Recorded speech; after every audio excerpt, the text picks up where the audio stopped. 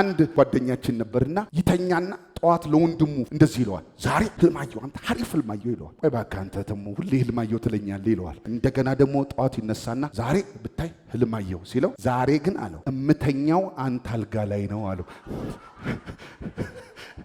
ህልሙ አልጋው የሰጠው መስሎታል ዛሬ እምናገረው ህልመኛ ለዚህ ውስጥ ያየ ሰው አለ እግዚአብሔር የተናገረው የሆነ ፍጻሜውን የተናገረው ሰው አለ ዛሬ ለዛ ሰው ነው ማወራው የህልም ፍቺ ደረሰ በለው የህልም ፍቺ ህልም አለ በለው አንዴ እግዚአብሔር ዛሬ የህልማችሁ ፍቺ ደረሰ በላቸዋል አልደርስበትም ያልከው ህልም ጋር ትደርሳል የሩቅ ሲዝን እይታን እግዚአብሔር የሰጣችሁ ሰው እዛ ዛሬ ፍቺ ይሆናል ወደ አሳየው ትሄዳለህ ወደ ነገረ ትሄዳለህ የህልማችሁ ፍቺ ስለቆየ የቃዣችሁ የሚመስላችሁ አልቃዣችሁም ያያችሁት ህልም ነው ተሳስቼ ይሆናል አልተሳሳትክም የህልሙ ባህሪ ስለሆነ ነው እንጂ ህልም ነው ያየው የሆነ ነገር ስትወርስ ያየ ሰውዬ ህልም ነው ያየው ተወርሳል ህልም አይሰረቅም ህልም አይገደልም በምድር ላይ ህልምን መግደል የሚችል አቅም ያለው የለም ራእይ መግደል የሚችል አቅም ያለው የለም ያየው መግደል የሚችል አቅም ያለው የለም የማይሰረቅ ነገር አይቻልም ሰይጣን የማይዘርፈው ነገር አይቻልም ብር ነው ይሰረቃል የሆነ ሀብት ነው ይሰረቃል የሆነ ሀብት ነው ይገሽባል የማይሰረቅ ሀብት ድንገር ህልም ነው እንደዚህ አሉ የዮሴፍ ወንድሞች ከህልሙ አሁን ዮሴፍ አይደለም ይሆንለታል ብለው አሁን የተጣሉት ከዮሴፍ ጋር አይደለም ከህልሙ መጀመሪያ ያጣላቸው ዮሴፍ አይደለም ህልማየሁ ሲሉት ጣሉት ዮሴፍን ያጣላው ጫማው አይደለም ዮሴፍን ያጣላው ልብሱ አይደለም ዮሴፍን ያጣላው ህልሙ ነበር ህልማየን ሲሉት ይላል ጣሉት ይላል ከዛስ ከህልሙ አንዳች የሚሆነውን ነገር እናያለን አሉ ከማ ከህልሙ ህልም እኮ በለው አንዴ ባክ የአላሚው አይደለም በለው አንዴ ህልም ንብረትነቱ በለው አንዴ ያሳየው ነው በለው አንዴ ህልም ማን ነው ህልም ያንተ ነው እንዴ ህልም ያንተ ነው ወይ ህልም የእግዚአብሔር ነው መጀመሪያ ንብረት ወቅ በለው ንብረት አንዴ የመንግስት መኪና የሚነዳ ሰውዬ ነበርና መኪናውን እንትኑን ሰረቁት ፍሬቻውን መንበረቱን ሲወስዱት ደግሞ የባለስልጣን መኪና ነው ወሰዱበት ከዛ ተዋቸዋል ከመንግስት ጋር ያወራሉ አለ ስነዳው የኔ መስሏቸው ነው አለ ዛሬ ህልም የኔ እንዳይመስልህ ህልም የእግዚአብሔር ነው ባካ አንተ ይፈጸማል ለምልህ ህልም ባለቤቱ እግዚአብሔር ነው ህልም ያላሚው አይደለም ራእይ የሰውየው አይደለም የተናገረ ያንተ አይደለም ያወራል ያንተ አይደለም ንብረትነቱ የእግዚአብሔር ነው ስለዚህ ራሱ እየተከታተለ ያስፈጽመዋል ራሱ እጁን እየላከ ይሰራዋል አልቃዠም አይታል ስለሰገየ ግን የቃዠ መሰለ ህልሙ ትክክል ነው ለዚህ ነው ዳንኤል 5 ላይ ይመጣና የእግዚአብሔር ቃል ምን ይላል ህልምን ትፈታ ዘንድ ትችላለህን አለው ንጉስ ናቡከደነጾር ዳንኤልን ህልምን የሚሰጥ ህልምንም የሚፈታ በሰማይ አለ ህልምንም የሚፈታ ህልምንም የሚሰጥ በሰማይ አለ ህልሙ የኔ አይደለም አለ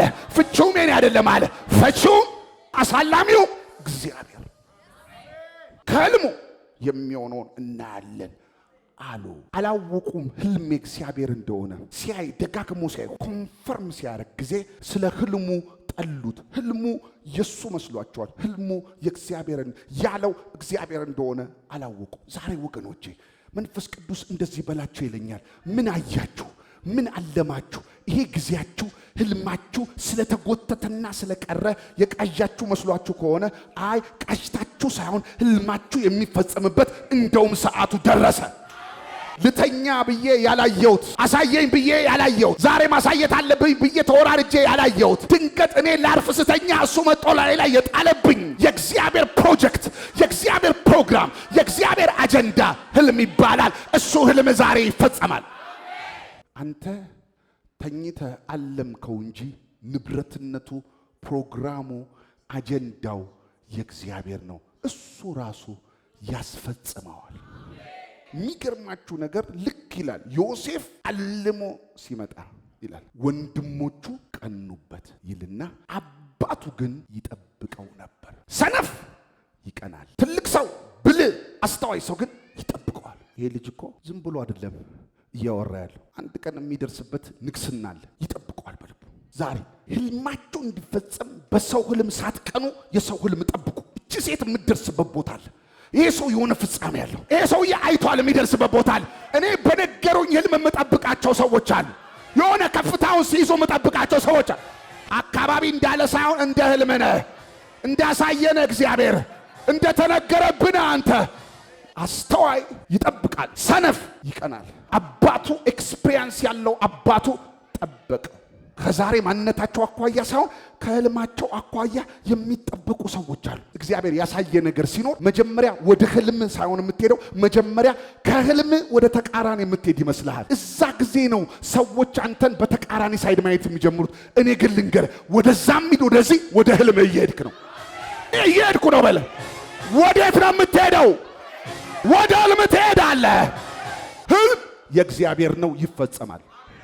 እዚህ ዘፍጥረት 41 ቁጥር 11 ላይ እንደዚህ አለ። እኔና አለው ጠጅ አሳላፊው ወንድሜ አለው በእስር ቤት ውስጥ ህልም አየን አለው። ህልም ከተመቻቸ ቦታ አይታይም በለው። ለህልም በለው አንዴ ትራስም አያስፈልግም፣ ፍራሽም አያስፈልግም። ህልም የሚያክለው ያሳየን እንጂ የተኛበትን አይደለም። ሰውየው የት ነው ያየው? እስር ቤት። ያዕቆብ የት ነው ያየው? ድንጋይ ተንተርሶ። ህልም ከተመቻቸ አልጋ ውስጥ አይወጣም፣ ከሰማይ እንጂ የሚመጣው። ዛሬ ሐሪፍ አልጋ ላይ ነው የተኛሁት ሐሪፍ ህልም አያለው እንዳትል። ህልም ካልጋ አይወጣም፣ ከሰማይ ነው የሚመጣው። እስር ቤቱ ነው አዩ። የማይመች ሰፈር ላይ ሆነው አዩ። እንደዚህ ያለ ሰውየው 41:12 ላይ እኔና ወንድሜ ለየግላችን ህልም አየን አለ። አንድ አልጋ ላይ ስለተኛ አንድ ህልም አታይም። እግዚአብሔር ስለሆነ የሚያሳየው ሲያሳይ ነው የምታየው። አንድ ጓደኛችን ነበርና ይተኛና ጠዋት ለወንድሙ እንደዚህ ይለዋል፣ ዛሬ ህልማየሁ፣ አንተ ሐሪፍ ህልማየሁ ይለዋል። ቆይ እባክህ አንተ ደግሞ ሁሌ ህልማየሁ ትለኛለህ ይለዋል። እንደገና ደግሞ ጠዋት ይነሳና ዛሬ ብታይ ህልማየሁ ሲለው፣ ዛሬ ግን አለው እሺ ሲለው እምተኛው አንተ አልጋ ላይ ነው አለው። ህልሙ አልጋው የሰጠው መስሎታል። እኔና ወንድሜ ህልምን አለምን፣ ለኔም እንደ ህልሜ ሆነ። ዛሬ የምናገርባችሁ እንደ ህልማችሁ ይሆናል። እንዳየሽው እንደዛ ይሆናል። እኔም እሱም እንዳየነው እንደዛው ሆነ። እንዳየነው ነው በለው። እንዳየነው እንደተናገረብን እንደዛው እንዳወራብን እንደዛው እግዚአብሔር ማድረግ ይጀምራል። ለንጉሥ ነው እንዳየነው ሆነ አለና እኔም ዛሬ በፊት የቆምኩት አለው ህልሜን አይቼ ዮሴፍ ፈትቶልኝ ከታሰርኩበት ወደ ሹመቴ ተመለስኳል። ልጁም እንዳየው ወደ ስቅላቱ ሄደ። አንድ ሰው ያየው የሩቅ እይታው ዛሬ ተፈጸመ። ወደ ህልም ፍጻሜ እየሄድክ ነው። ወደ ተነገረልህ እየሄድክ ነው። አልቃዠም፣ አልተሳሳትክም፣ አልቃዠም። ጭራሽ ሰይጣን ግራ ይግባው። አሁን ደግሞ በለው ህልም ሲፈታ የነበረ ያልተፈታለት ሰውዬ ሊፈታለት ነው በለው። አሁን ደግሞ ፈቸው ሊፈታለት ነው። እስከ ዛሬ የሰው ህልም ስትፈቱ የነበረ የሰው እንቆቅልሽ ስትፈቱ የነበረ ህልም ግን ያላችሁ ሰዎች ዛሬ ተፈታ። ማት የሰው እንቆቅልሽ ፈትታል። ማት የሰው ጥያቄ መልሳል። ማት ሰው ባንተ ተጽናንቷል። የመጽናናት ቀጠና ላይ ያልነበርክ ሰው ዛሬ ደግሞ እግዚአብሔር ህልምን ፈታው። የዮሴፍ ተራ ደረሰ በለው አንድ ፈትታችሁ እያሰናበታችሁ በሰው ህልም ደስ እያላችሁ በሰው መፈታት ደስ እያላችሁ በሰው መፈታት እየተጽናናችሁ የሰው ሲመጣ ጥያቄ እየመለሳችሁ እየጸለያችሁ እየመለሳችሁ ቤታችሁ ላይ እንቆቅልሽ የበዛ ሰዎች ዛሬ ተራችሁ ነው ይለኛል ጌታ። እናንተ ዮሴፎች ተራችሁ ነው ዛሬ።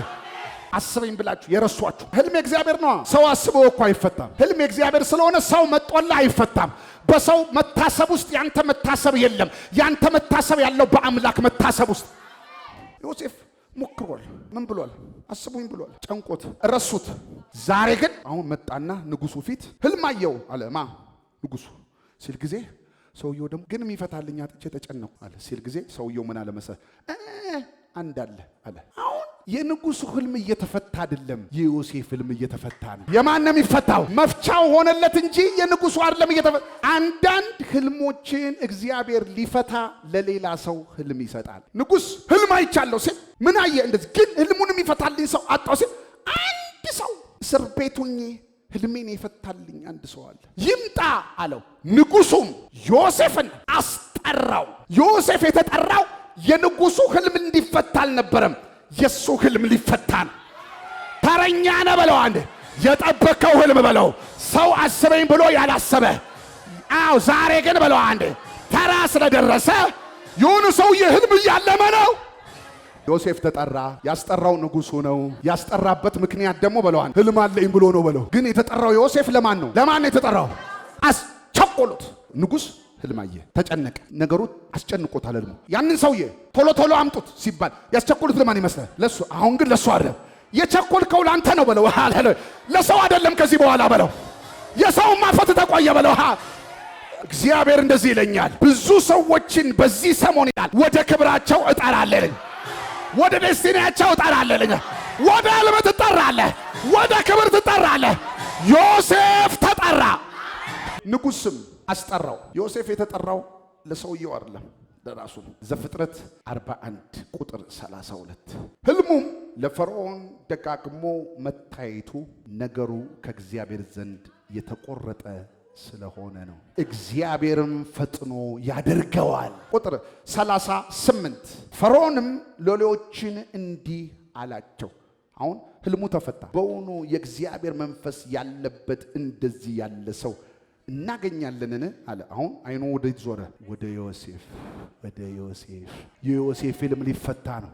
ጉድጓድ የወደቀበት ህልሙ ሊፈታ ነው። የተንከራተተበት ህልሙ ሊፈታ ነው። 39 ፈርዖንም ዮሴፍን አለው፣ እንዳንተ ያለ ብልህ አዋቂ ሰው የለም፣ እግዚአብሔር ይህን ሁሉ ገልጦልሃልና አንተ በቤቴ ላይ ተሾም። አሁን የዮሴፍ ህልም መንገስ አለም ወደ ንግስናው መጣ። ህዝቡ ሁሉ ለቃል ይታዘዝ፣ እኔ በዙፋኔ ብቻ ከአንተ እበልጣለሁ። ፈርዖንም ዮሴፍን በግብፅ ምድር ላይ ሁሉ ሾመው። ፈርዖን ቀለበቱን ከእጁ አወለቀ፣ በዮሴፍ እጅም አደረገው። ነጭ የተልባ እግር ልብስንም አለበሰው፣ በአንገቱም የወርቅ ዝርግፍን አደረገለት። የእርሱም በምትሆን በሁለተኛይቱ ሰረገላ አስቀመጠው። የዮሴፍ ህልም ተፈታ። መቼ? አሁን ተፈታ። እስከ ዛሬ ሲፈታ ነበር። አሁን ግን የዮሴፍ ህልም ተፈታች። ዛሬ እግዚአብሔር እንደዚህ ይለኛል፣ የሰራው ጌታ እግዚአብሔር ህልማችሁ የምትፈታበት ሰዓት ደረሰ። አልቃዣችሁም፣ አልተሳሳታችሁም። ህልማችሁ የሚፈታበት ሰዓት ይሄ ነው።